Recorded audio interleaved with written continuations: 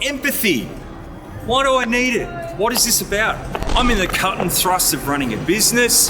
I've got people working for me. I just need them to do their job. I just need them to get it done.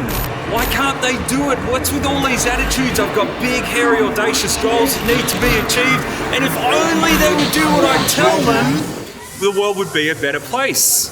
Sound familiar? So why do I need empathy? Surely the workplace isn't a place for all touchy-feely, psychobabble, bleeding hearts, is it? Actually, empathy is essential in business. Believe it or not, it's a skill. And it's one that you can work on. Let that sink in for 5 seconds.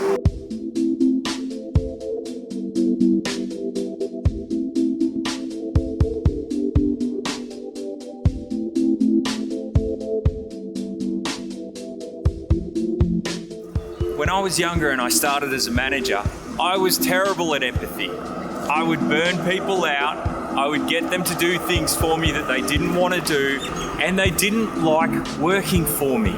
And eventually, people left. They would have a few choice words for how I used to treat them back in those days, until I learnt the skill of empathy.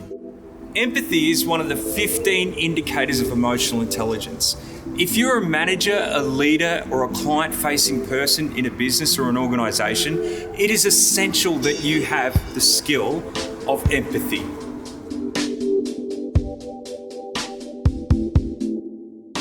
What do you believe empathy is? Maybe it's not what you think it is. Maybe it's not actually sitting around and singing Kumbaya with your workmates and your clients and hugging it out with everyone. So what is empathy? According to the book, The EQ Edge, written by Stephen Stein and Howard Book, the definition of empathy is the ability to be aware of, understand and appreciate the feelings and thoughts of others. Empathy is tuning in, being sensitive to what, how and why people feel and think the way they do. Being empathetic means being able to emotionally read people. The book also goes on to say, empathy has nothing to do with being nice to others. Empathy is simply a skill that allows you to see and experience the world from another person's perspective. If you have goals in a business or in an organisation and you have to work with people, that means you have to motivate them. And in order to motivate them, you have to know what motivates them. You also have to know how they're driven, whether they're extrinsically driven, whether they're intrinsically driven, whether they're altruistic. You're not going to know that unless you have the skill of empathy. The biggest reason people leave companies is because of their managers.